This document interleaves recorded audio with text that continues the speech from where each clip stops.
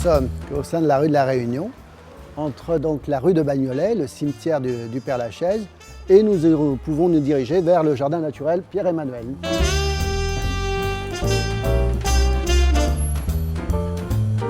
Là, on a des géraniums sauvages, par exemple. Ici, on a la lierre, petit tilleul, une clématite sauvage. Là, on a un figuier là, qui est arrivé, je pense qu'il est arrivé tout seul. Ce jardin est composé en fait de cette pelouse calcaire, d'une partie prairie humide derrière nous, d'une partie représentative d'un petit bois, tout ça dans un milieu de 6,5 hectares, et la partie humide, et de l'autre côté, une partie friche. Une friche, c'est quoi? C'est à un moment donné, on va laisser la terre à nu, et les plantes vont s'implanter naturellement. Donc ça veut dire que de temps en temps, ici, on va faire un cycle de plantes, c'est-à-dire qu'on va raser, retourner la terre, de façon à faire un cycle sur 3 ans. Là, vous voyez, si on n'y fait pas gaffe, en fait, finalement, là, c'est un frêne, là, on a un érable qui pourrait, voilà, tout de suite, c'est un arbre hein, ici. Donc il va falloir, évidemment, à un moment donné, entretenir. Avec le Père-Lachaise, c'est le plus grand réservoir de biodiversité intramuros. Dans le Père-Lachaise, nous n'avons pas de milieu humide, donc il est complété par ce milieu.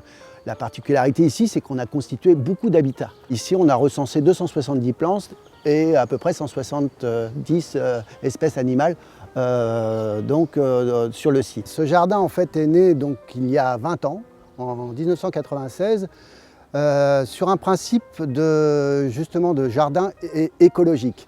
Actuellement, ça paraît normal, mais en 1996, c'était quand même une gageure.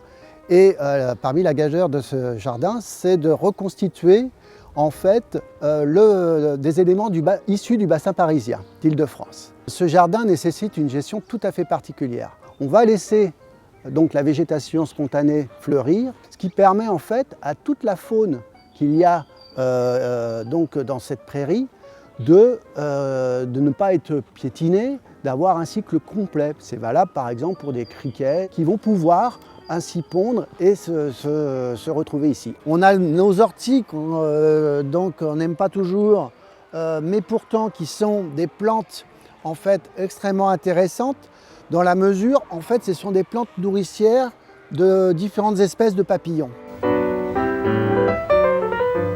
26% des espèces actuellement dans le bassin, au niveau du bassin parisien, sont sur liste rouge, avec différents degrés de protection. C'est énorme, c'est 26%, donc il faut les protéger.